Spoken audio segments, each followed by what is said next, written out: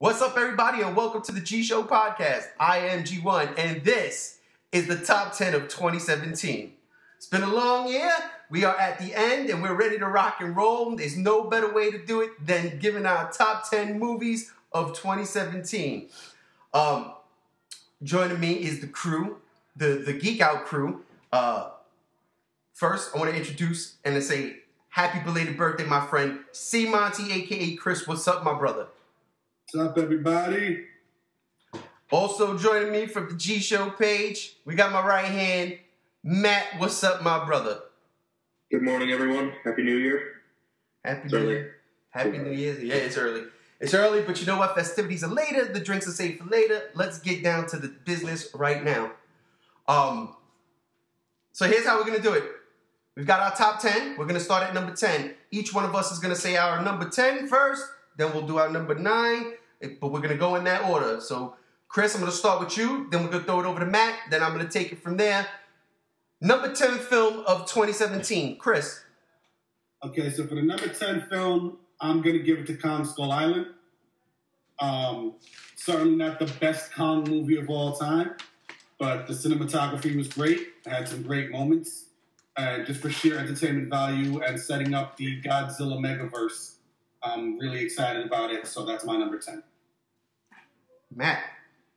I got to give number 10 to It, the new It film. I saw it 3 times. I haven't seen any movie more times this year than that. I've seen any other movies twice. I thought it was fantastic. I really liked it. I really got into it, and I can't wait for more. But there's things I liked just a little bit more. My number 10 pick is also Kong Skull Island.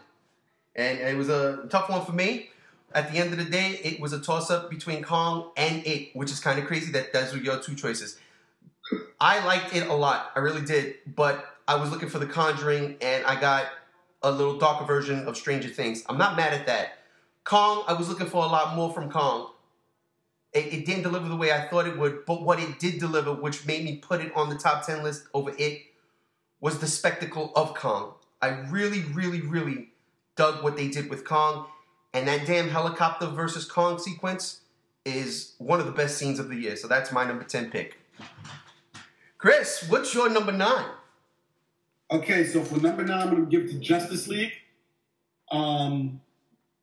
Probably most people might be surprised that it's not higher on the list, but there are a lot of other movies that came out in this year that I enjoyed more than Justice League. I think Justice League continues a trend of DC movies going in the right direction, but it didn't quite live up to the promise that it could have. So I enjoyed it. It made me feel like a kid again, but it could have been better, which is why it's more towards the bottom of my list. Matt, what about you? Number 9 for me is Logan. I think kind of sharing Chris's sentiments. I feel like people would be surprised it's not higher on my list. It's just a toss-up for me. Is a great year for movies, and it's just kind of hard to pick and choose what goes where. But I felt like the movie kind of started to slag in the third act, but it was still overall just amazing. My number 9 pick is something I actually got to see this week, and it completely blew my mind because I did not see it coming, and that is Jackie Chan's The Foreigner. Now, it's a type of movie where, completely out of the blue, I wanted to see this movie. I like when they take actors from my past, and bring them into this, dark and grittier light. It worked, and it's not the movie I thought it was going to be, and I think that's what made me love it even more. This movie, yes, is about Jackie Chan, and is a revenge story, no doubt about it, but it's so much more than that. And it completely caught me off guard because it wasn't on my radar. I saw it. I really fell in love with it. It knocked a couple of things off. Jackie Chan's The Foreigner is my number 9 pick. So, Chris, what's your number 8? Okay, my number 8 is John Wick 2. Great action film. The John Wick series is solid action, everything like that.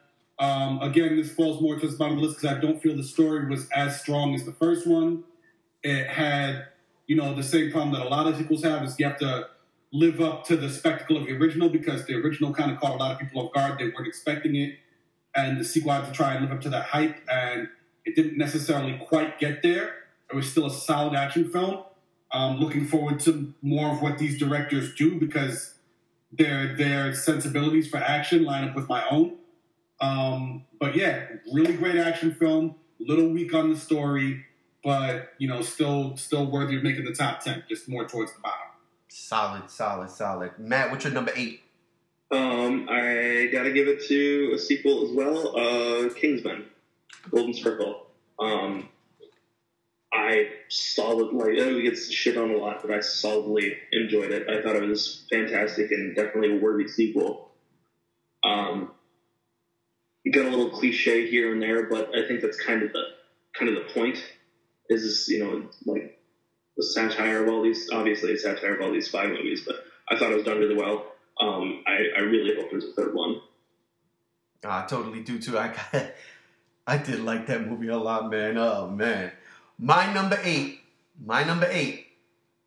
by default, is Episode 8. Star Wars The Last Jedi is my number 8 film of 2017.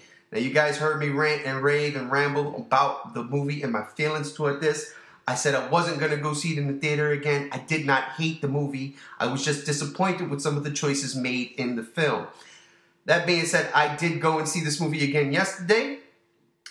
Knowing what I knew going into this movie, I could sit back and just take it for what it was. I thought it was going to bump up on my list. It didn't. It was staying at number 8. I would put it like this. If this movie was episode 11, it would not even make the list. So that's my number 8. Chris, what's your number 7? My number 7 is Matt's number 8, Kingsman: The Golden Circle. Again, like Matt said, it's a solid, entertaining film. It's a really good send-up of like those kind of classic spy films and everything. And it doesn't pretend to be anything other than what it is. It's balls to the wall action and comedy. It actually did kind of catch me off guard with the Merlin scene. I wasn't expecting there to be such an emotional impact in this movie, which is why it rests a little bit higher up on my top 10 than some of the other movies. But again, the same thing with John Wick. It had to try and live up to what the standard was set in the first one, which is like, you weren't expecting that. It kind of came out of left field. And now because the first one set the tone, you kind of knew what to expect. So it didn't quite have that same kind of oomph that the first one did. I got you. Man, you know what? I'm going to just put it out there right now. I didn't make it. After seeing The Foreigner, and it's not because I hate it. I love The Kingsman too, but there was something about The Foreigner that just caught me at the right time. I had to make a choice. Shit. Matt, what was your number 7? Mine is also another sequel, Blade Runner 2049. I didn't like the movie that much when I saw it in theaters, but over the next week, I just kept thinking about it. It just kept growing on me. The easily the best visuals and sound design of the whole year. I really started to get into the story. I didn't get a chance to see it a second time, but I really want to. It was definitely a worthy sequel. It was what true sequel should be after 30 years or almost 30 some years, 35 years. It didn't it wasn't banking off nostalgia like a lot of these movies do. I felt a really worthy sequel. It lived up to the original, and it didn't get into cliche territories. I felt like I was just stellar performances, stellar direction, writing, everything. I loved it. I've seen that it came out on VOD, and I'm wanting to see it. Hearing good things about it. We had this conversation before. I really couldn't get into the first Blade Runner movie. It wasn't my cup of tea. It's a 3-hour movie, if not longer. But there's something about it that it has my interest peaked. I want to see it. My number 7 is probably going to make y'all mad, but my number 7 is Baby Driver. I love the film. I absolutely love the film, and I will say this. If it wasn't for Edgar Wright being the director, I probably wouldn't have seen this movie. So because it's not the type of thing I go see. You know, when you run a podcast called The Geek Out and you run a page called The G Show, and so but just geeking out about things. Baby Driver is not the type of movie that would have me geeking out about anything because there's no precedence, there's nothing to compare it to. It's just a great film. It's just a great film. But in this year of sci-fi and giant monsters and comic books, it was one of those movies that just came out of nowhere for me. Like I said, if it wasn't for Edgar Wright being the director, I wouldn't have seen this movie. I'm glad I did. I thoroughly enjoyed it. But because of who I am and my likes, it comes in at number 7 on my list. That being said, Chris, number 6. My number 6 is also another sequel, Guardians of the Galaxy 2. I feel this is one of those rare sequels that does kind of live up to the original. It's a fun, entertaining movie. You know, it lives like the same thing with Kingsman Golden Circle. It kind of lives in its own quirkiness. It doesn't try to be anything other than what it is. But I also appreciate movies that can be balls to the wall fun and comedy and make you laugh and everything, but still try to have like an emotional core to it. And that Yondu scene, man, really grabbed me. And it really heightened the emotions of the movie. And, you know, it was really solidly directed, solidly acted. Just the overall, you know, there were things about it that I didn't like. I didn't like the way they handled the Eagle storyline, but it was still a good movie, and that's why it's on my number 6. Yeah, man, that Yondu scene is the second best Mary Poppins scene of the year, tell you that much. Matt. Yondu scene I was talking about, but okay. I know. Matt, what's your number 6? I gotta go with my man Chris. Number 6 is Guardians Volume 2. Going off of what Chris said even more, it was a really worthy sequel. It lived up to the original really well. It kind of, you know, they go hand in hand with each other, I think. You know, one's not necessarily better or worse than the other, in my opinion. And also the movie just grabbed me on an emotional, personal level that really not a lot of other movies did. I related to this movie quite a bit. And you know, that goes a long way in my book. Absolutely. Also, you can't beat the scene where Chris Pratt finds out that he has the same powers as his ego, and he talks about all the shit he's gonna make. Like, oh, I'm gonna make a lot of weird shit. Is that a 400-foot Pac-Man or something? Yeah. Oh, I love it. Nice. Guardians, look at that. 2 for 2. I like his face when he says it too. I'm gonna make a lot of weird shit.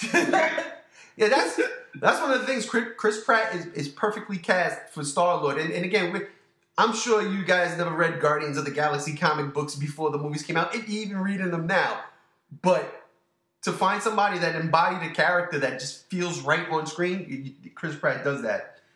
My number 6 is that criminally seductive Lord of Thunder, Thor Ragnarok. Let me tell you something. I just recently rewatched this movie, and I didn't have the same feeling I had when I walked out of it the first time, which means it was the spectacle that got me. I still enjoyed this movie immensely. I really, really did love it. But I just felt like it was way too jokey. Way too jokey. Jeff Goldblum kills it. What? Goddamn near one of the best parts of that movie. The soundtrack is beautiful. And I'll say this real quick. 2017, the soundtracks for these movies, this is probably one of the best movies for scores and soundtracks. Baby Driver leading that pack. The Thor soundtrack, just that synth sound. There's a couple of other ones that I can't even Guardians of the Galaxy 2. Guardians of the Galaxy 2, duh, I'm sorry, yup. Hell, even Atomic Blonde had a really decent soundtrack.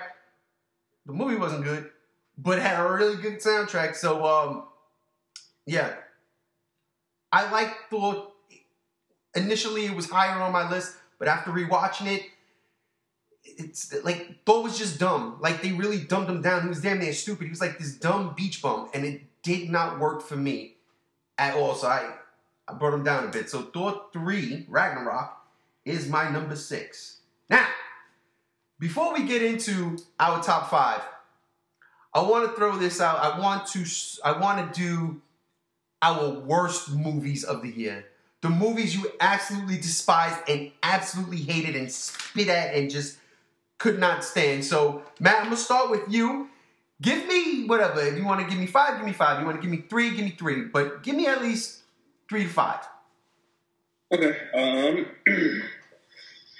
Well, I think this is the obligatory one, Alien Covenant. It was such a shitty movie. It was such a huge disappointment. Especially, it failed to live up to the Alien franchise, which, at this point isn't hard because there's more bad Alien movies than good Alien movies. And it also failed to live up to Prometheus, which is, it's an okay movie. I like it. But yeah, I think it's on all of our worst list. The Mummy was really, really disappointing. It wasn't altogether bad. It was just really middle of the road. On my list, I'll just preface this a little bit that there's only one movie on there that I actually hate. So all these other ones that I throw out there are just disappointing. So Alien Covenant, didn't hate it, just kind of bad, disappointing. The Mummy, disappointing. Ghost in the Shell, disappointing. Spider-Man Homecoming was really let down by that one. Maybe it was just my mindset at the time I watched it, but I didn't care for it that much. But the movie I absolutely violently hate is King Arthur. Fuck that movie. I don't think I need to go into any explanation as to why. It's just a shitty fucking movie. I fell asleep immediately through the whole thing. I fell asleep for about half an hour in 15-minute intervals. It's just so bad. That street style of direction and editing and cinematography does not work well with Arthurian lore. And Charlie Hunnam can only act sometimes. And it's just I never want to see that again, ever.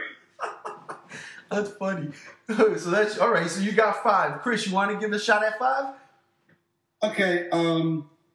For starters, I'm gonna agree with Matt on Alien Covenant. That movie was an abysmal Alien movie. Yeah, there's not much else for me to say. He said he was disappointed. I flat out despise that movie and the direction that Ridley Scott is now taking the franchise. Again, I have to preface this like Matt said. A lot of these movies are movies that I hate, more that I was extremely disappointed in. Again, this is, as a fanboy of the book, it didn't really live up to my expectations. It didn't address a lot of the mythos or even try to set up some of the mythos. So I was disappointed in that. War for the Planet of the Apes, I thought was an extremely poor close to what was starting out to be a really great trilogy. What else? What else did I not like? Star Wars, The Last Jedi. You put that on as your number 8 as default. I'm not going to be putting a movie on my list just because it's Star Wars. I'm not going to give it a pass for being Star Wars. I thought it was a poorly made movie, aside from being a Star Wars movie. I thought it was just a lot of plot inconsistencies, a lot of poor character development, a lot of misunderstanding of already established characters, a B plot that went nowhere. It just felt like a bad movie aside from being not such a great Star Wars movie. There was one that I just had on the tip of my tongue that I suddenly can't remember. Ghost in the Shell, obviously, was a disappointing movie. Coming into someone who wasn't really didn't really understand the background of that thing. I didn't read the manga. I didn't watch any of the animes. But it was just not a very well-made film. That's probably about it. The other one will probably hit me at some point, and I'll throw it out there. Right. It'll hit you during honorable mention time. We'll do an honorable mention bad movies. Yeah. Well, Alien It, Last Jedi, Ghost in the Shell, like really just, I didn't, War of the Planet of the Apes, I did not enjoy those movies. Mm. Well, I totally agree with you. Alien, I couldn't stand it. I hated it. And right off the bat, I knew something was up when we spent 8 minutes in a white room with just talking heads. That's not the way to start an Alien movie off in my book. I didn't like it. And yeah, it did nothing. I'm sorry, Ridley Scott, your creationist view of aliens, get it out of here. Now these movies, like, because I have movies that I hated, and then I have movies that I absolutely shut off. So I'm going to tell you those movies. Atomic Blonde. I shut that movie off. I couldn't watch it. I got halfway through it. No. Oh, God, I want to throw up. King Arthur. Same thing. I didn't watch as much as Matt did. I shut that off. I zoned out quick. I couldn't do it. I was in the theater. I kind of had to watch it. Oh, yeah. See, yeah. No. Thank you. So it's two, all right? Hitman's Bodyguard. I shut that shit right off. I couldn't deal. I could not deal.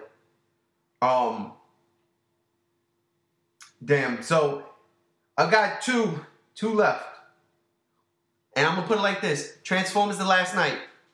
I hated it. It did everything wrong. Everything wrong. Me and Chris, we were goofing around a couple weeks ago when we did the Star Wars review after the cast.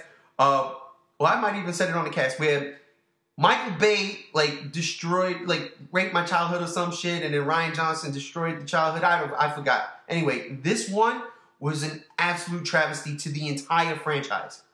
And I don't like 2, 3, or 4.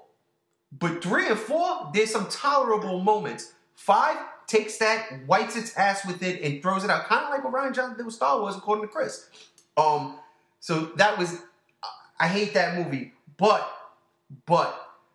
that wasn't as bad as the absolute shit show that is Geostorm.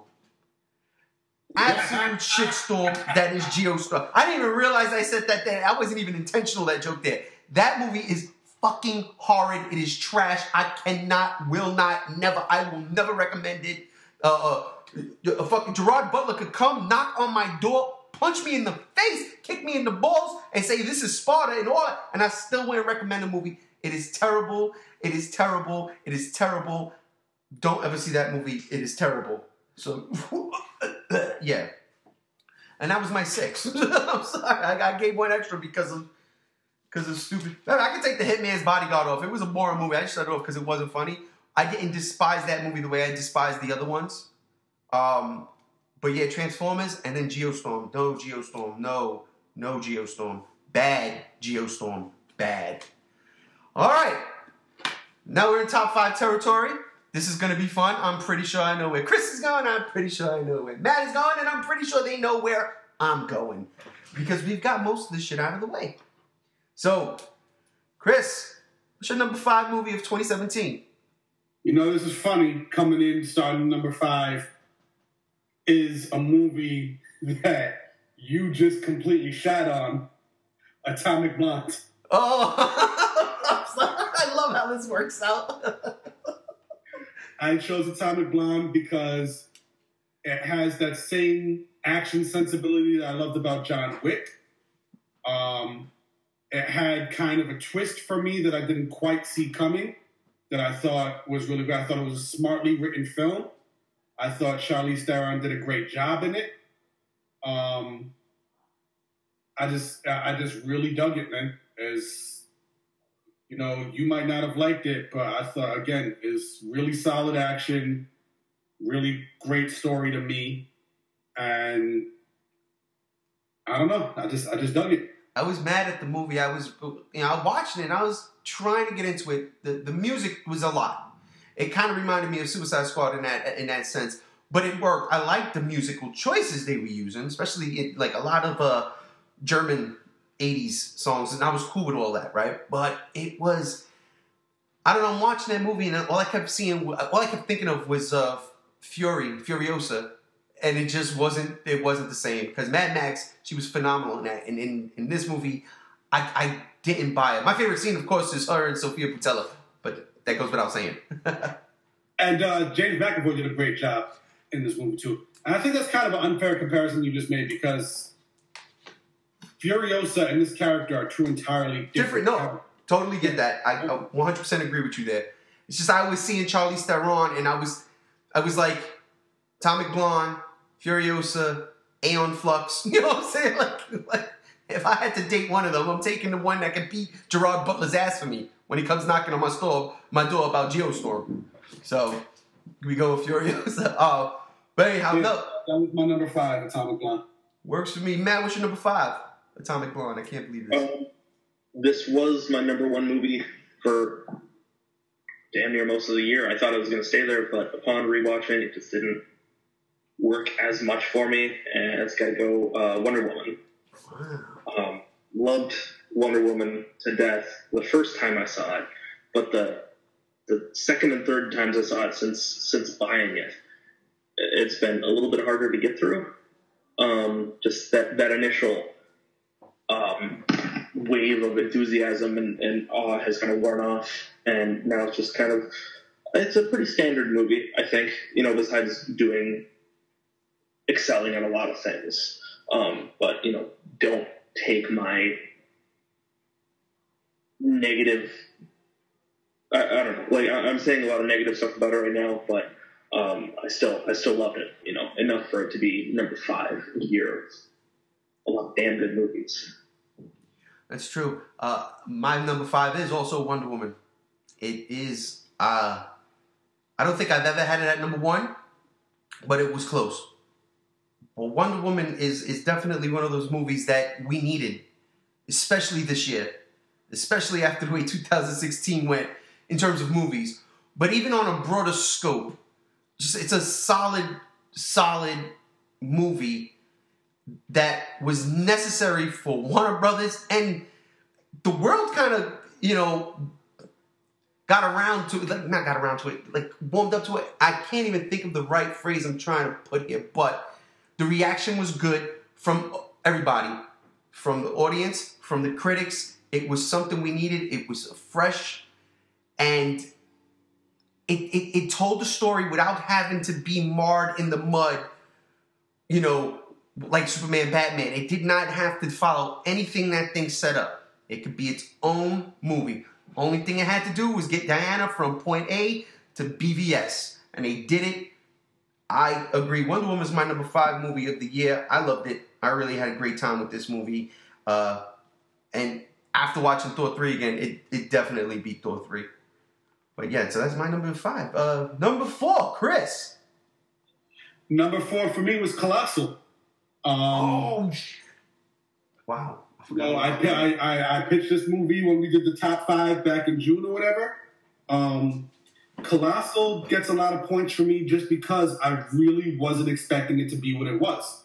When I first saw the trailers and it seemed like this kind of quirky kaiju comedy, she's somehow connected to the kaiju, it does what she does and everything like that. But then you start getting into the story and like what that was, and the whole thing about her being an alcoholic and her friend being like abusive and all that, and even her boyfriend was trying to be kind of controlling and everything like that. And it turns into like this really deep kind of emotional story about her getting over her issues and coming out on the other side as a stronger person.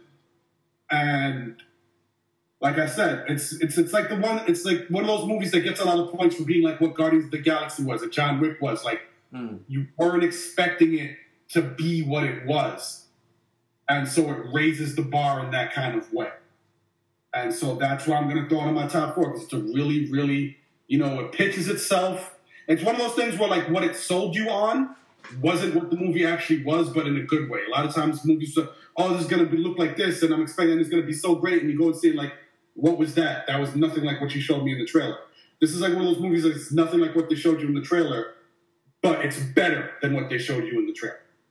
Yeah, a lot of, what we do here with the Geek Out, a lot of the kaiju fans were pissed off because exactly what you just said. They thought it was one thing, it was something completely different, and for the better. I enjoyed the shit out of that movie. I completely forgot that came out this year. Ugh, I missed one. Matt, what was your number 4?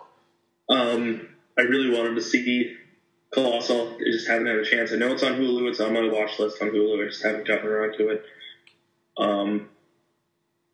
Number 4 for me was the Netflix original, The Babysitter. Oh my God! I love that. Did you guys not like that one, or? I haven't seen it yet. I'm mad I forgot, like Colossal, I forgot that came out this year. See? It's Bright's fault. It's Bright's fault. They put too much focus on Bright. I love that movie. Babysitter was great. Yeah, it was. I hadn't heard about it until the day it premiered on Netflix, I think, and it just showed up in my little recommended section. So I watched the trailer quick, and I was immediately sold. It was funny. It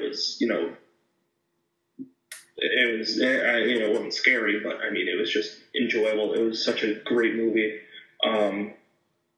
It was going to be an honorable mention just because it wasn't a movie that came out theatrically. But I just liked it too much to not put it in my list. Man, I hear you on that one. Damn, that's a good pick. Damn, I tell you, that's a good one. That's a good one. It's going to have to go in my honorable mention now that you mentioned it. Number 4, The Justice League. That's right, ladies and gentlemen. I said it. I will defend this movie to the day I die. I don't care. I had so much fun with this movie. So much fun with this movie because of all the shit that led up to it. And not Wonder Woman. Wonder Woman was great. I loved it. But again, Wonder Woman doesn't connect to either one of these movies other than the fact that Wonder Woman's in it. It has nothing to do. And yeah, they maybe make a reference about a picture and Steve Trevor, but that is nothing compared to what this movie is. I love Justice League. I couldn't gush about it enough in our review. I've seen that movie 4 or 5 times in the theaters. I don't care. It was a movie that came out. It had a shit ton of problems going into it. The reception of BVS was so freaking poor and dismal, and they were already shooting this movie.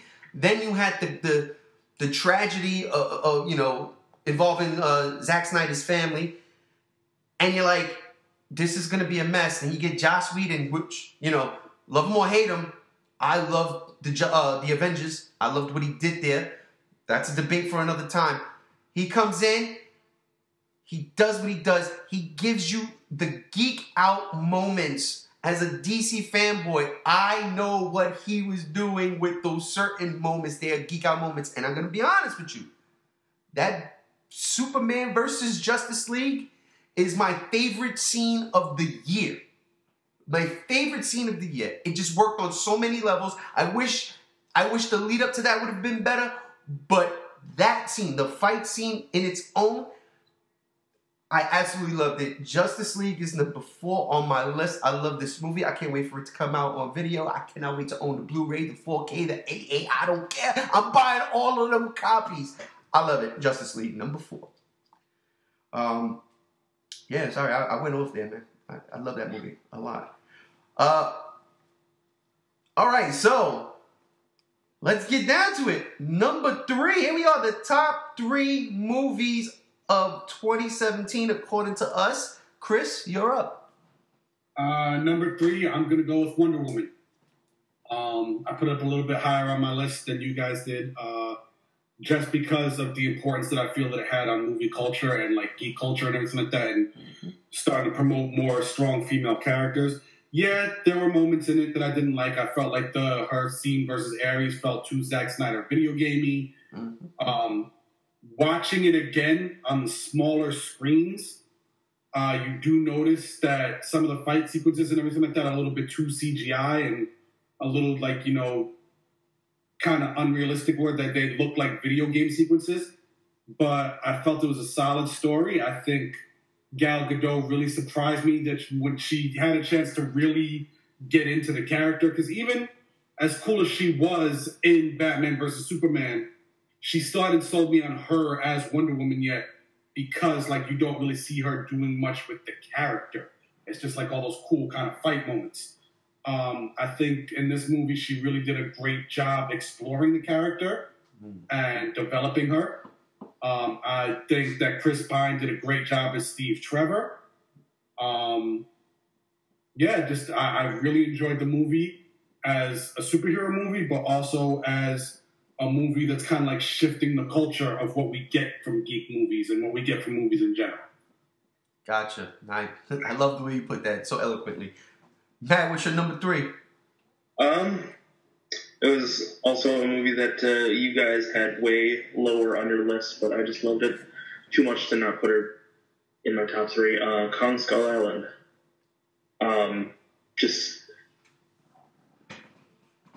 I know the reason that you, Ray, said you didn't, it didn't grab you as much is because you said you pretty much saw everything in the trailers. Well, as we've talked about over the course of the year, I stayed away from the trailers, and it just, I went in fairly blind. I, kind of knew what I was getting into, but I didn't realize how much fun this movie would be. And, the cast is all great. They all work together really well. The fight scenes are just amazing. The story is kind of cliche, and, it is kind of a apocalypse now with monsters, which is, I think that's pretty fucking cool. And listening to the commentary on the Blu-ray from the director, you hear just how many references he's put in there, really hidden ones, really obscure ones, that it's not just Big Bang Theory references where they're just oh, something, The Flash, ha ha ha, everybody loves it. No, it's actually really subtle things. From John C. Reilly's jacket being an Akira reference to obviously the Kong fighting an octopus stuff, and everything in between, a lot more, obscure and hidden stuff. It's, I love it. I really love that movie, and it's just so much fun to watch every time I've seen it.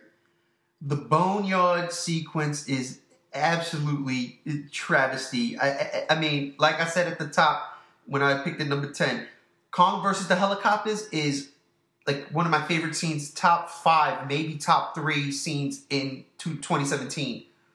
But that green mist shit, I'm sorry, man. I was like, no way, Jose. I'm done. No.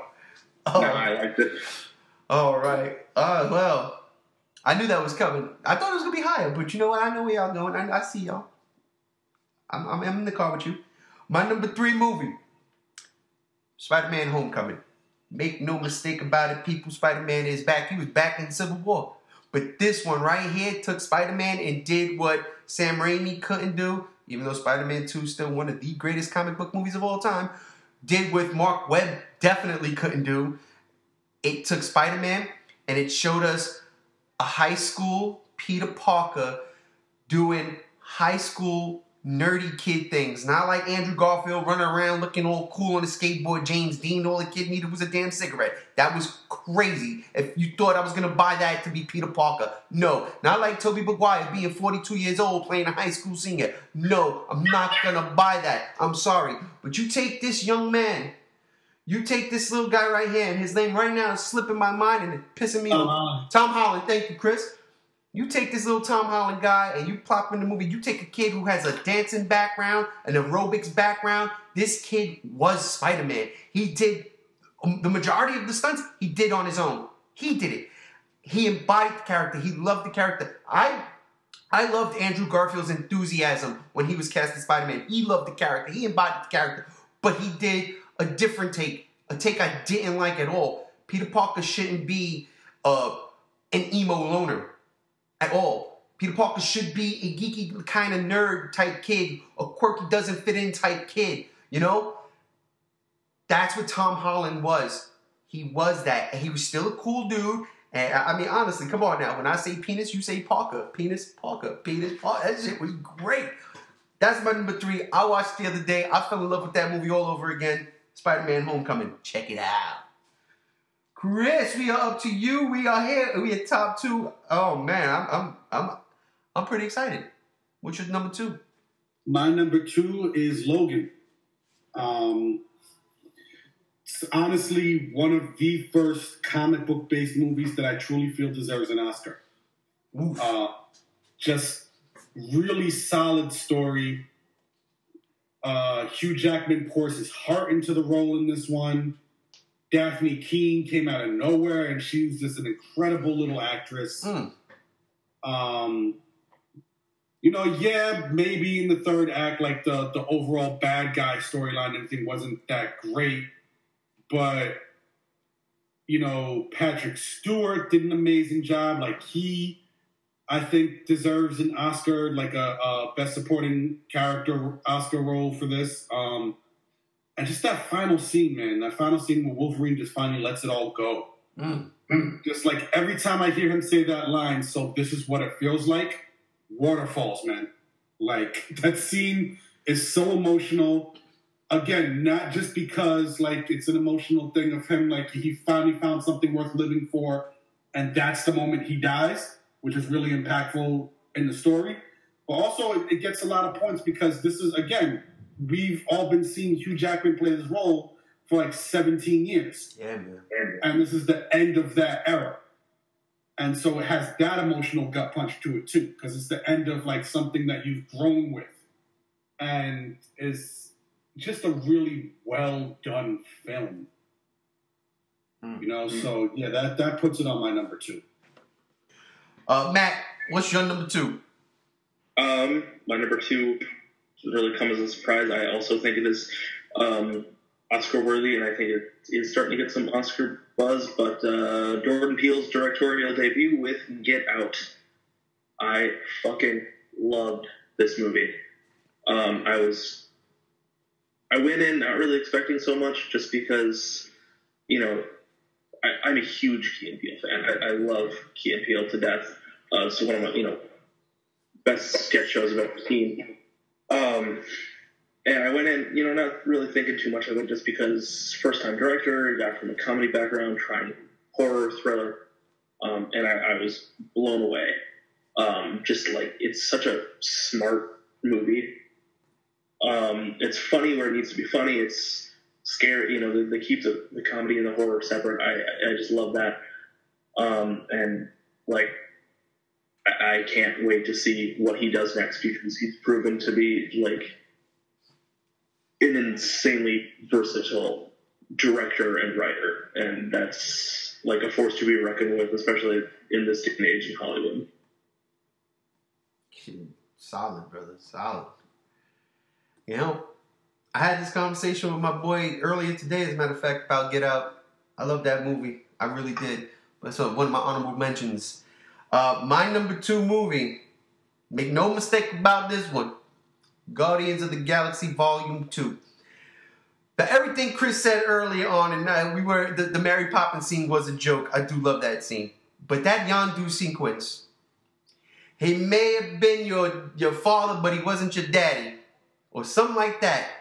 And then just saving Star-Lord's life, and that the way Chris Pratt, when I said that earlier too, the way he played that scene when Yondu dies, that breaks my heart. That breaks my heart. Not only that, Marvel had some really good fucking villains in their movies this year with quirks. You had the Vulture, Michael Keaton was phenomenal in Spider-Man. You had, say what you want, but Jeff Goldblum in Thor, he was kind of a villain, but he was great. Great. It's my birthday. And Kurt Russell as Ego. Kurt Russell was perfect. I loved him. He was, like, I bought into him. I know, Chris, you said you might not have felt his plot was strong, but what did you think of Kurt Russell himself, like his portrayal of the character? I loved what Kurt Russell did with the role. I just don't like what they turned Ego into. Mm-hmm. Kind of like knowing what Ego is supposed to be from the comics, as opposed to how they kind of put him in the MCU. It doesn't really match up, doesn't really line up. So, but that was my only issue with that. Gotcha. I loved it. I loved Kurt Russell. I really did. I think he stole the show. It was one of my favorite performances of the year. Just all around. And then the soundtrack. Once again, James Gunn, that soundtrack really fit the scene in certain moods. I loved it. When Break the Chains comes on twice in that movie, both times I felt it, especially the second time because now they're fighting. Man, it's classic. And of course, Baby Groot, come on, man. Baby Groot was great. He wasn't even Baby Groot. The toddler Groot. Loved it. And I cannot wait to see what's going to happen in Infinity War. I think you're just trying to mash up all your your numbers. You know, Star Wars Episode 8 and number 8, Guardians 2 and number 2. Well, there's a reason for that. Oh, you know, it's funny. No, I'm going to tell you when I get, because it was 1 and 2 was a coin flip. And the reason why number 1 is going to be my number 1, we're going to talk about after the break, is because of Christmas. But before we get to our number 1s, which I know where y'all going, let's do some honorable mentions. Let's do some honorable mentions real quick. So, Matt, I'm going to start with you. Give me 3 honorable mentions. Oh, shit, only 3? Okay, go ahead. No, I'm lying. Right, we had like a ton. Go ahead. Let's do the honorable mentions. I'll just kind of rattle them off. I won't really get too much into them. Star Wars, huge honorable mention. Very hard to track to, just didn't make the cut. The Great Wall. That was 2016.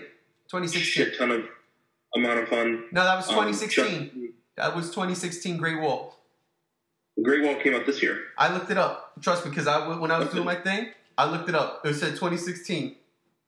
Your thing is wrong. It came out this summer. What? Yeah.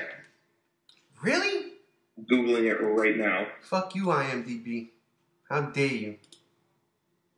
Yeah, released and it came out in China in 2016. Came out in February in the States. So. Damn, I gotta change my list around. I gotta totally change it. Oh. So Justice League, Thor Ragnarok, both I really liked them. I think but they had their serious problems. War for the Planet of the Apes. Loved it, but not a movie I need to see again. Other movies like Split and Power Rangers, both, I really liked those a lot. And finally, I'll end it up, because I'm kind of rambling, It Comes at Night. Really underrated movie. Thought it was fucking terrifying. And I don't think it's still even come out yet to home video, but I'd recommend that one. These are all ones that, I listed 7 of them, so they didn't just make the cut, but all fantastic movies. Definitely worthy of honorable mentions and should be seen. Gotcha. Chris? All right, so my honorable mentions are Thor Ragnarok. Great, I enjoyed it. It was fun, but I didn't like it for a lot of the same reasons you didn't like it, Ray. Like a lot of the moments I didn't like it. The same thing. I'm kind of getting tired of the bathos in Marvel movies where they turn everything into a joke and instead of letting it hang with emotional resonance. Yeah. Plus, I also feel like this year was kind of good for nuanced villains in Marvel movies, with the exception of Thor Ragnarok, because there wasn't really a lot of nuance to Hela. They didn't really do much with her to make her feel like an intimidating villain. They just kind of constantly said that she was a threat without actually kind of making her a threat. Spider-Man Homecoming, again, really great, solid film. To me, I think Michael Keaton's Vulture is probably one of the best villains in the MCU so far. But same thing with a lot of these honorable mentions. Unfortunately, there were just too many other movies that I enjoyed more. Get Out, same thing. That was on my top 5 last time. It almost cracked my top 10, but just for the sheer entertainment value, Kong Skull Island kind of edged it out for the bottom 10. Beauty and the Beast, just because I forgot about that one. Huh? I forgot about that one. I'm just unashamedly a Disney fan, and not a fanatic, but a Disney fan. And that Evermore song that they had Dan Stevens perform, the original song they introduced in the movie, I thought was really great. And then finally, my last honorable mention is going against the grain with a lot of people, and I feel like a lot of people, well, you shit all over Star Wars, which everyone seems to love, and then you like this movie, which everyone seems to hate, Bright. I really dug Bright. I want to conversate with you on that. Yeah, it does kind of go off the rails a bit in the third act, but the first hour or so of the movie, when it's kind of feeling like end of watch with orcs and elves, I thought was really great. David Ayer almost touched greatness again with it. Yep. I appreciated the mythos. I like the backstories and everything like that. And I like how they're actually taking it seriously, and as Netflix is promoting it, they're introducing more and more backstory to the actual movie and creating an actual mythos to it. I like the concept of these kind of fantasy elements, but set in the modern time. Like, what would it be like if Lord of the Rings evolved to a post-industrial revolution age? So I really enjoyed it. You know what I really liked about that one is they didn't like force feed you the backstory of the orcs and the Dark Lord, and they explained it, they touched on it throughout the movie, but that's something not a lot of movies do anymore. There'd be a huge elaborate opening scene or flashback or something, or like a ton of exposition, like some character will get like some big exposition monologue. Because that's just how movies go today. It's it's all just showing. And it's instead of or you're just flat out telling, it's kind of going against the whole like show don't tell kind of thing. And this movie kind of trusted the audience to take those pieces that it gave and kind of piece the backstory together themselves, which I really appreciate. Yeah, and I would expect any other movie to just force feed it to you with some like 20-minute battle scene or some old dude who some fucking elf orc or some other creature that survived 2,000 years ago, and I remember 2,000 years ago when the So I'm glad they didn't do that. We know just enough about it to where I accept it, I believe it, and I'm on board with them. Yeah, and but props to that. At the end of the day, there's too many other movies on my top 10 list that I was like, Bright's not going to make the cut, unfortunately. So I had to give it an honorable mention. That's it? Yeah, that's my honorable mentions. I 100% agree with y'all with Bright. It was an honorable mention too, because that first hour of that movie, I absolutely loved it. Absolutely. For the simple fact that we're just in this world and we have to accept the rules set up already. We don't need to see how the rules are set up. They're there. And I take that. I love that. We don't get that in movies nowadays. And I loved that. Loved it. It was very unpredictable on where it was going until the second hour.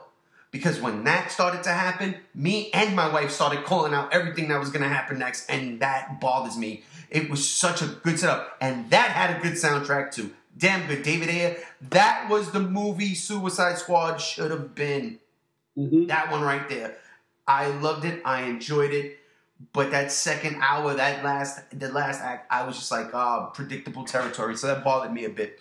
My honorable mentions are Bright, The Babysitter. Now that you brought that back up, because I did enjoy the crap out of that movie. Fun flick. Logan Lucky was, so again, a movie I won't go see these types of movies. And my always like, let's watch it. Watched it, enjoyed it. Listen, I'll tell you right now, it's a good, fun movie. I enjoyed myself there. Wolf of the Planet of the Apes, honorable mention. Like Chris said, it just didn't have, it didn't close out what could have been one of the best trilogies ever. It didn't hit. Get Out, honorable mention. I enjoyed that movie, but like I told my best friend earlier today, it's one of those movies where I did love when I watched it, but I probably won't watch that movie for like another 5-6 years. I just won't. With these other movies, these movies that are on my top 10, I will go back and watch them again and again and again. John Wick 2. I rewatched John Wick 2 thinking that was going to be in my top 5. It didn't make the list. And the reason for that is it was... And I love ultra-violence. I do. Love it. But the story to me was boring. The only thing I loved about it was them setting up the mythos of the Continental. I love that. I absolutely love the Continental myth. So give me more of that. Another issue, sorry to cut you off, another issue I had with John Wick 2 that you just reminded me of, like why it was more towards the bottom of my list, is just like that ending when like the big hit goes out. Mm-hmm. And you're looking around and like damn near everybody in New York City is a hitman now, apparently. Yeah, come on, man. You're taking it a little bit too far at that point. I agree with you 100%. I mean, I like the setup. He has an hour to do what he has to do, but where do you go from here is the question. John Wick versus the whole world? Nah. Listen, I would actually pay to see that. A lot of money. Honorable mention. Like I said, it was between that and Kong Skull Island. It didn't scare me. It did not scare me. I enjoyed it, but it did not scare me, and I was looking for something like The Conjuring. Fuck, I would have settled for Insidious or some shit like that. Power Rangers. I enjoyed that movie. I can't lie. I watched it 3 times. I get a kick out of it all 3 times. It is not the best movie. I hated Power Rangers as a kid. Well, I wasn't a kid. I hated Power Rangers when it first came out. My brother loved it. The first movie was what it was. I took my brother to see it when he was a wee little lad. I took my brother to see this one when we were grown-ups.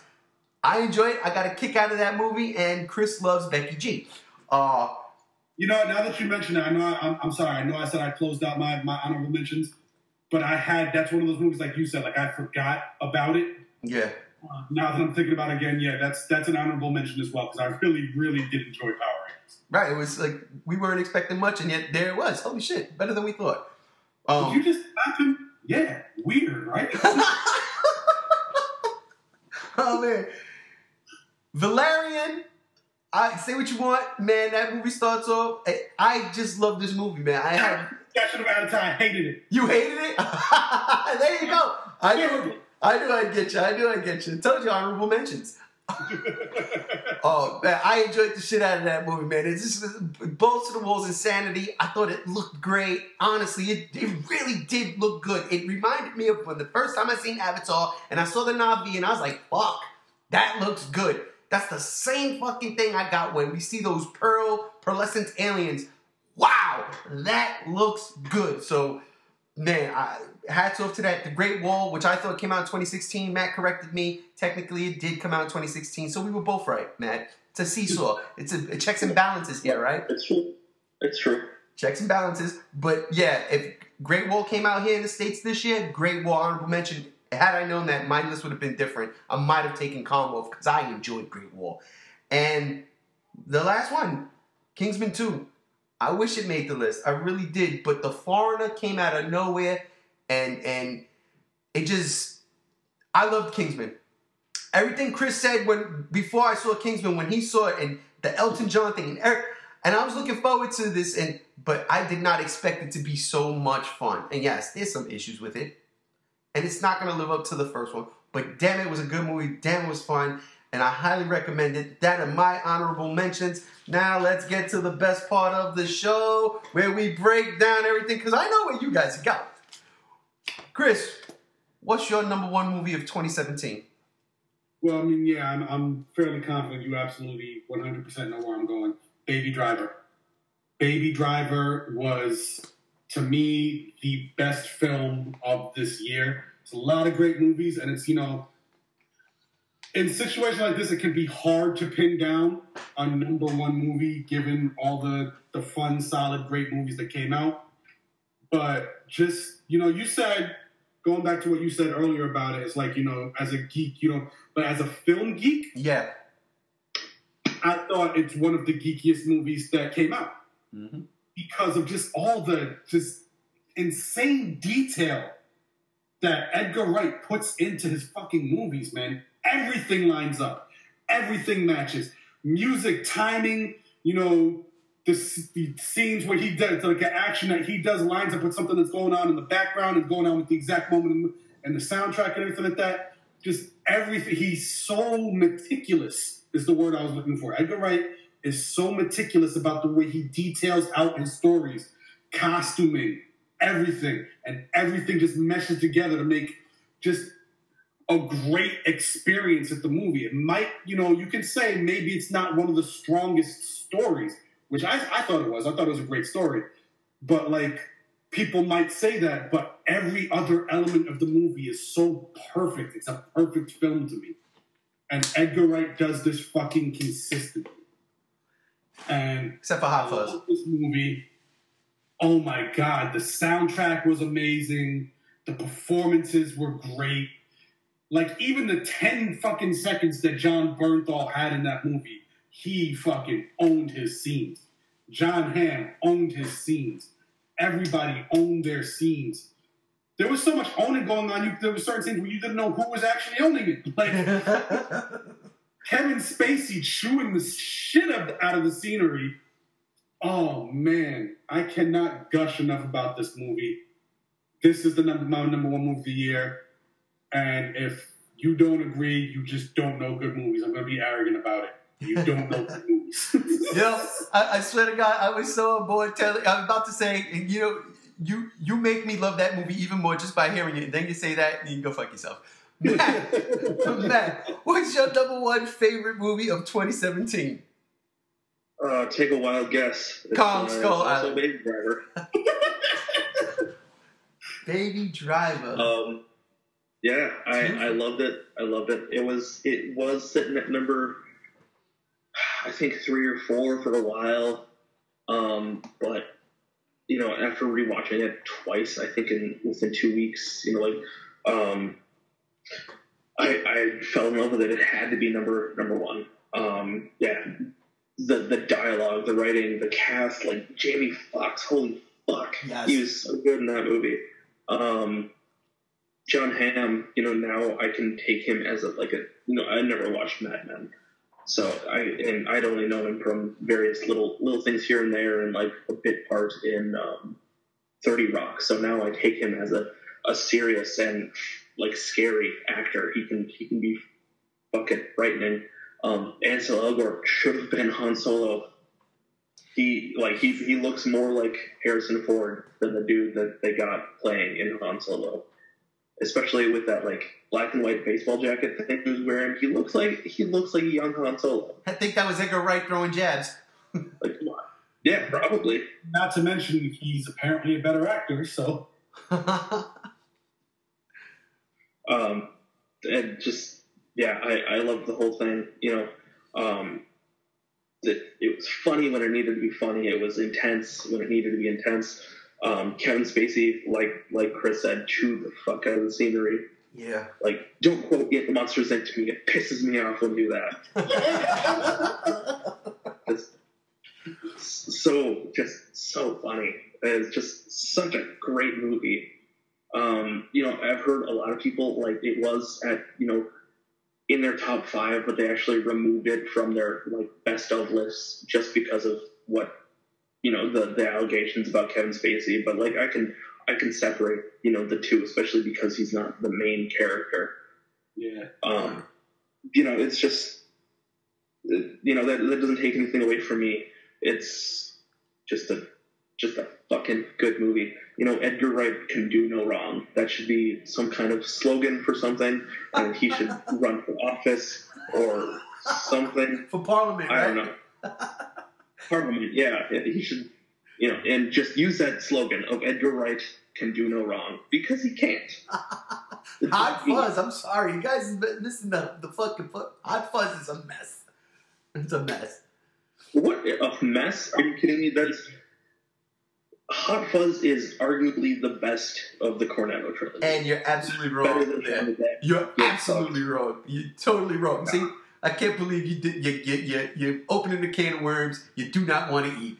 Oh. It's a separate podcast. Yeah, I was about to say, but that's a podcast for another time, and we're going to call it Edgar Wright Does No Wrong. Best of the Cornetto. Yeah. Hot Fuzz is the best. It goes Hot Fuzz, World's End, and then Shaun of the Dead. Yeah, you're all out of your goddamn mind, because if it wasn't for Shaun of the Dead, you wouldn't even know what Baby Driver is. I run the damn podcast. I'm the minority leader. You just call me Presidente. All right. Well, look, I can't argue with y'all number one at all. I cannot. I enjoyed Baby Driver. And again, just listening to y'all talk, it's just, yeah, that movie was fun. I will say this. It's my wife's number one, but it ain't mine. My number one movie, because of Christmas. Oh, well, go ahead. Oh, no. I was getting ahead of myself. Continue. Oh. My number one movie because of Christmas, and this is where I was having that flip-flop. Guardians of the Galaxy was number one. I love that movie. It has an emotional punch that, for whatever reason, every time I watch it, gets me. I know it's coming and it still gets me. I love that movie. But watching Die Hard this Christmas, I realized one thing. I love me some rated R movies. And I love me some rated R movies that do it good. Not good, but great. And Logan did rated R superhero movie great. Logan is the Die Hard of the superhero genre. Don't get me wrong, Deadpool did it last year, but Deadpool was a crazy, insane, balls to the walls movie. That was fantastic. Logan was heavy. It was different. Like Chris said, it's a character that we've seen now for 17 years. You can tell Hugh Jackman all you want, and Wolverine's the first thing that comes to mind, regardless on all the other stuff he's done. But Wolverine, he dedicates himself to that role. He throws himself into that role. He knows he had two stinkers. He owns up to it, and he did that in Logan. He owned up to it. And everything that went wrong, it was made right. And it was because of Christmas. It was because of Die Hard. Watching Die Hard and just seeing, like, that's my favorite rated R movie of all time. I love this movie. It's like everything clicks. And that's when it clicked. Logan was it was the best. I don't even like Wolverine as a character. It's not even my favorite fucking comic book character by far. But what with Hugh Jackman does with this character and what he puts into it, you feel it. It comes across on the screen. It comes across, and he got his way. He got his way, because if it wasn't for him saying, listen, we almost had it with the Wolverine. We could have had it had we went R. Y'all were scared. You took it. We have to make this one R-rated. And the studio relented and say, go ahead. Like you said, Daphne King as X-23, that little girl, I loved her. I loved her. Patrick Stewart, when I first seen the movie, I was complaining. I thought, I don't know about Professor X cursing the way he does. Watching that movie several more times, I'm like, you know what? It makes perfect sense. He's gone. That's not even the same Professor X. He is gone. He's a senile old man who's angry and bitter. It makes sense. I love this movie. Logan is my #1 pick for 2017. And yeah, that's our list. We got a solid list, but the fun's not over, because now we have to pick our top 5s. We have to make the solid top 5 list for the podcast. This is the G Show's Geek Out's top 5 list. I've written down everybody's top 10. Okay? We're going to go with top 5, but you know how this goes, right, guys? You guys both have Baby Drive at #1. I don't. It's going to be in the top 3. It's going to be in the top 3. We got to figure this out. Well, I think it's only fair that the people who had matching things, they're like, you and I had Wonder Woman at number 5. It makes sense that Wonder Woman should be at number 5, right? Okay. That's what we did last year. But Chris, at number 3. Exactly. So we have to play around here. This is where it's going to get fun and interesting. This is where. Also, before we go forward, I have to say, because you mentioned that, like, when everyone thinks about Hugh Jackman, the first thing they think about is Wolverine. I'll be honest, I'm not sure I agree with that. First thing I think about is Swordfish and Real Steel. Well, I'll give you the real steel. Because I think John Travolta and Halle Berry when I think of Swordfish. Sorry, I couldn't let that joke go. That was good. All right.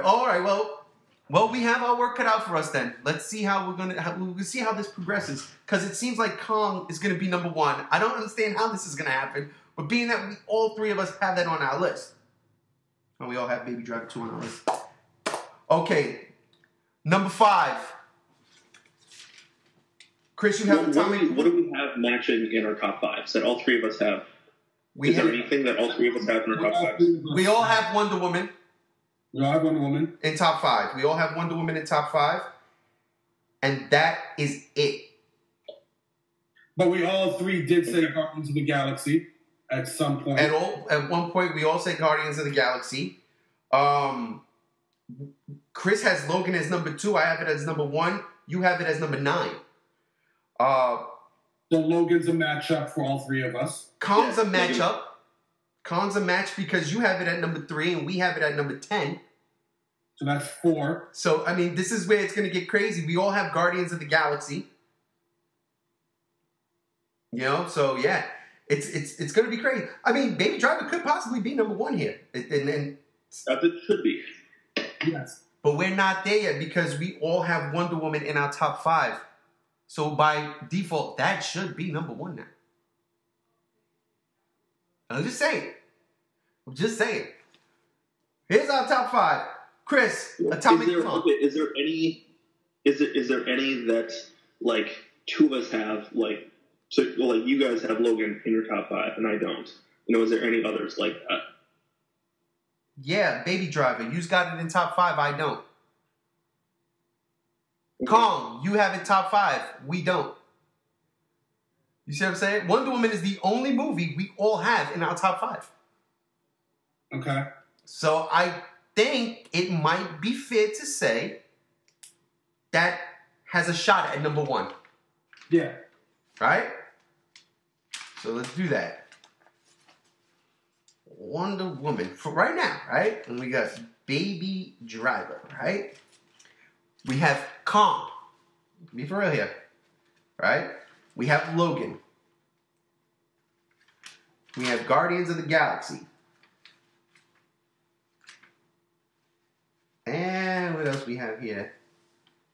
Yeah, because then it's crazy because used to at a left field and justifiably so. Colossal at number 4, The Babysitter at number 4. Great movies, both, right? But yous are the only ones that have those movies. I didn't have it. Chris didn't have Babysitter, and you didn't have Colossal. I didn't have either one, right? Mm-hmm. Get Out. Chris nor myself have it on our list, and that was your number 2. So we have to actually that's got to get dropped off. That can't make top 5, right? Yeah, that's fair. So we'll eliminate Get Out. I'm gonna check Baby Driver, check, because that's up there. Wonder Woman, I'm putting a star because so far. Could you believe Gal Gadot coming out of the gates? We all were shitting on her before we saw the movie, and here she is, standing at the precipice, at the cusp of being king of the mountain for 2017. It's crazy. This is why I like doing this podcast. This is the fun part. All right. Basically, what you're saying, if I have this right, because I might be wrong, you wrote down the movies as we were going along. Yes, I did.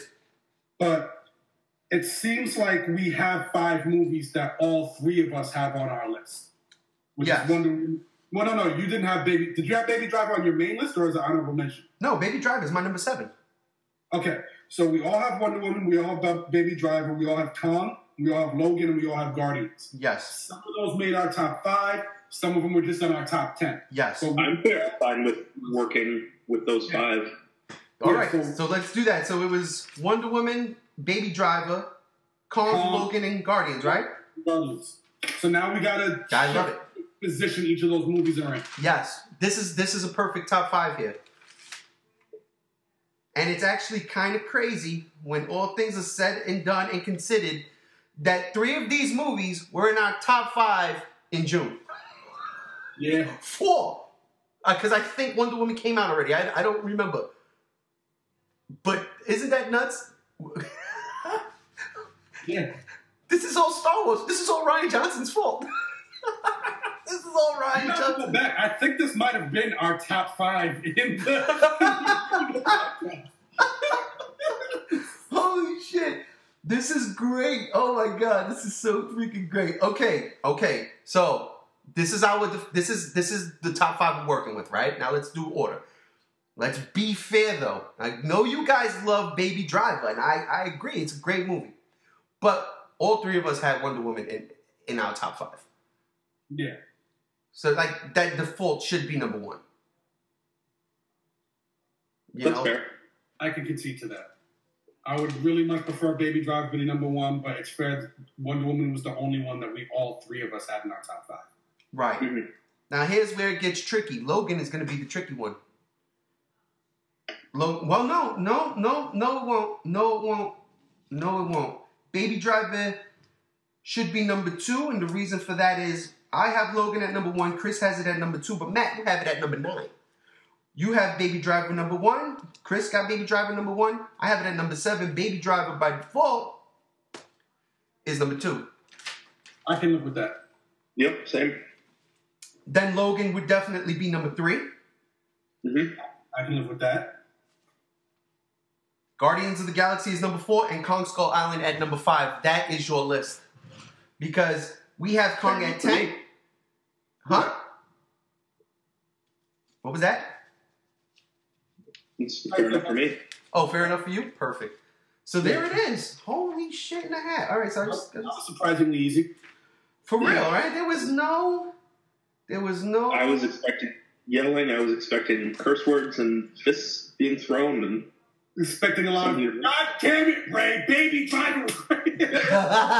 I love the movie. Look, we're going to have that fight when we talk about the Coronado trilogy. Y'all wrong. But as of right now, All right? You want to get crazy? We can get crazy. You want to get nuts? Let's get nuts. So, all right. Wonder Woman, number 1. Number 2, Baby Driver. Number 3, Logan. Number 4, Guardians of the Galaxy Volume 2. And number 5, I cannot believe it. I cannot believe it, ladies and gentlemen. The King has made an appearance in the top 5 of 2017. And that's right, I'm talking about Godzilla. The King of the Monsters, Godzilla, because he is in Kong Skull Island. You just got to sit to the end of the credits. He's there. You hear the last thing you hear is Godzilla. I can't believe it. My man made it. My man made it. But the shocking news is Star Wars, which we all thought was going to be number 1 or number 2. The shocking thing is Star Wars is a hated movie, according to Chris. An honorable mention from Matt. And my number 8, even though I didn't like that movie, and Matt liked it more than me. That's nuts. That is absolutely insane. Wow. I like this list, y'all. I really do like this list. I really do like that list. I can't even be mad at it. So there you have it, folks. There you have it. That's our top 10 and then our definitive top 5 movies of 2017. All these movies are great. I just can't believe Kong is up there, like, for real. Come on, man. There's got to be something here, right? There's got to be something, right? Come on. That's our list. How about... That's our list. All other lists should be thrown out into space by Taser Face. Taser the embracing arms of Kevin Spacey. Oh, shit. But I'll be honest, man, this list is pretty awesome. The top 10 list is I love you. I love y'all list. Colossal and The Babysitter, man. I'm so mad at myself, man. I'm so mad. I did enjoy both those movies. The Babysitter is fucking fun, man.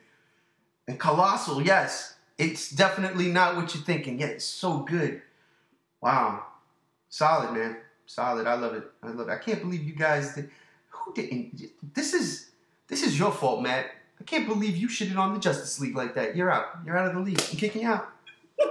I'm kicking you out. You know what? You remember. You're Plastic Man. That was my number 9. That's right. My number 4 was Chris number 9. You're Plastic Man. You're out. Well, I was going to say I'm Batman and only a part-timer anyway, so... Oh, man, low blow, real hard. That one hurts. That's fucked up. Well, listen, we've come to the end of the podcast. That was fast. That was fun. That was relatively easy. And it's a damn mirror of our original top 5 at the middle of the year. I don't know how this works. I do know how this works. Ryan Johnson, fuck Star Wars up. You could place in our top 5 from 6 months ago in there too, because I don't remember exactly what it was, and it'd be fun for people listening to hear the comparisons and the similarities.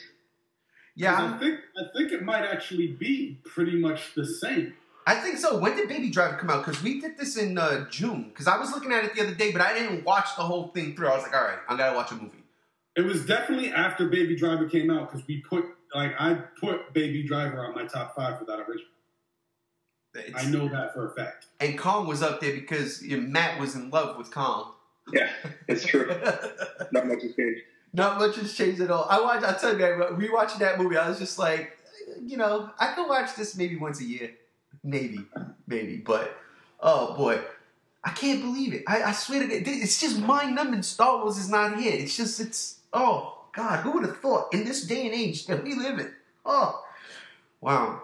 But anyhow, listen, gentlemen, thank y'all for joining me this year. Seriously, it's been such a fun ride with both of y'all.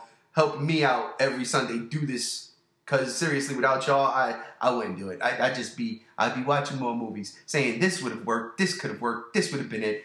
But you guys helped me, so thank you, Chris, man. I appreciate you. Seriously, I appreciate you. Even when you eating the bacon, egg, and cheese on a Sunday morning, making me mad. Thank you, brother. Of course, absolutely. Looking forward to doing more in the future. Like I said, I still want to do that fan casting for bringing the Fantastic Four and the X-Men into the Marvel Universe. Oh, man, there's a lot to do. Well, the new year is here, so we're going to get on a lot of different things. We'll switch up the Geek Out format. Not the format, but we're going to experiment and play with different things, all right? Matt. And Star getting it on iTunes. All it's going to happen. Matt, thank you, my brother. Once again, year 2 down. Oh, yeah. I can't wait for more. Seriously, I love you, man. Thank you so much. I do appreciate both of you guys. I love you both. Chris, again, happy belated birthday. Thank you. And everybody out there, thank y'all for hanging out with us, listening to us. If you agree or disagree with our list, especially you kaiju fans in Colossal, just leave it downstairs in the comments, down below in the comments. Let us know what you think. Is our top 5 valid? I think it is. It's a strong top 5. You can't go wrong if you were blindfolded and walked into a theater to see any one of these 5 movies. You're in for a freaking surprise. But that'll do it for us here. I am G1. I want to wish everybody a happy and safe New Year's Eve. Enjoy tonight. Enjoy the rest of 2017. It's not much left to go. And I hope you all have a wonderful 2018. Let's get the party started. Happy New Year, Geek Out fans. The 5 of you there are. The 5. We love you. iTunes.